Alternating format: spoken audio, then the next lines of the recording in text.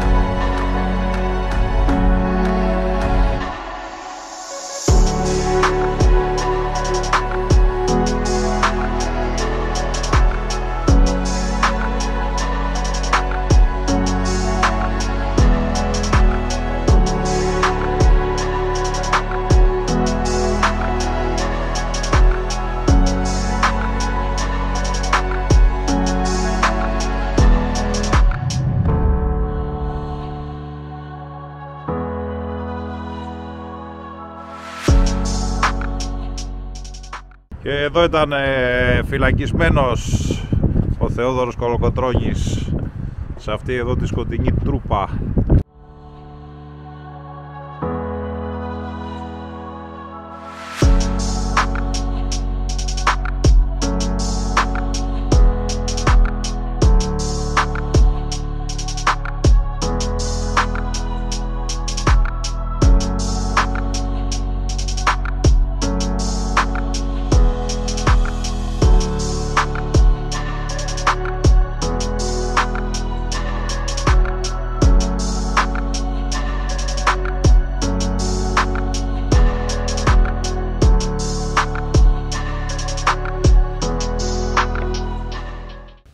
Και άλλα μπουντρούμια εδώ μάλλον ήταν, φυλακές και διάφορα έτσι δωμάτια.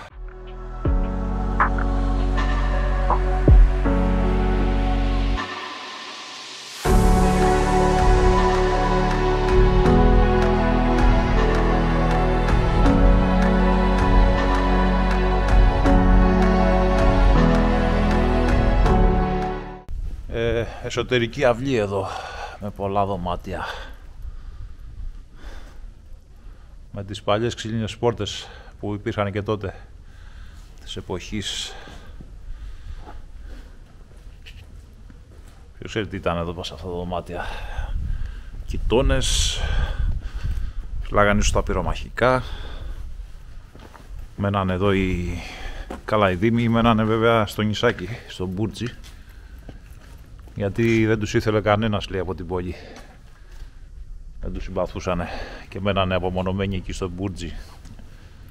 Και ερχότανε πάνω στη φυλακή εδώ στο Παλαμίδι μόνο όταν γινόταν η εκτέλεση, για να κάνουν την εκτέλεση των φυλακισμένων.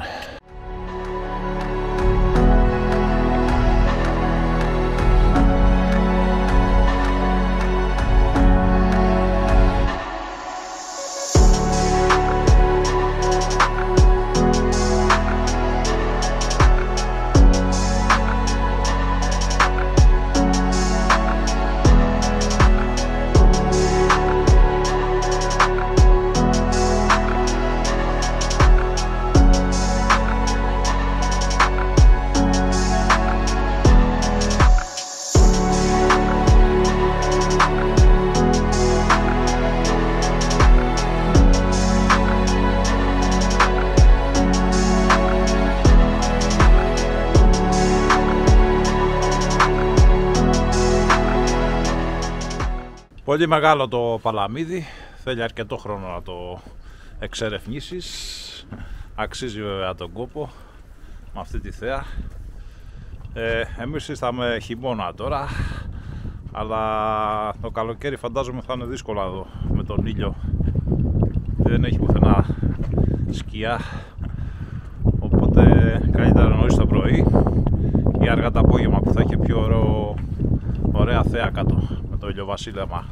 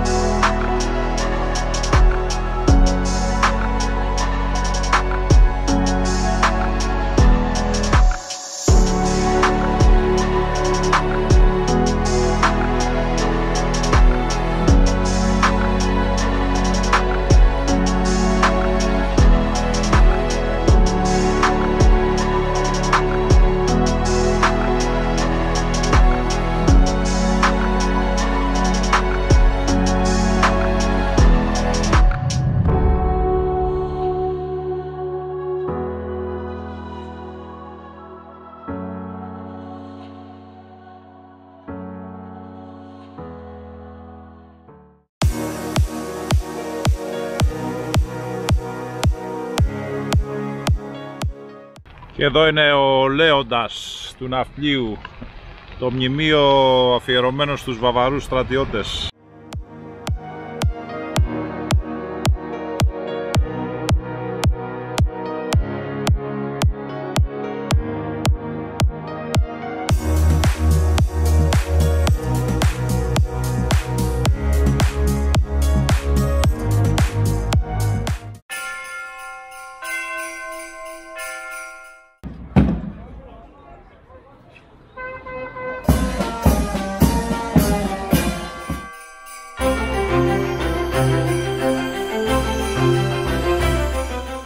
Και αυτό είναι το διαμέρισμα εδώ στο ναύπλιο, ωραίο, πολύ μεγάλο, με full έξτρα κουζίνες, μπάνια, κανονική κουζίνα, ψυγείο μεγάλο. Μόνο το νερό δεν πίνεται εδώ από τη βρύση, χρειάζεται εμφιαλωμένο. Εντάξει, μικρό το κακό, πήραμε μια εξάδα και είμαστε κομπλέ. Και έχει και ένα ωραίο μαγαζί με έτοιμα φαγητά στο ναύπλιο και τεράστιες μερίδες.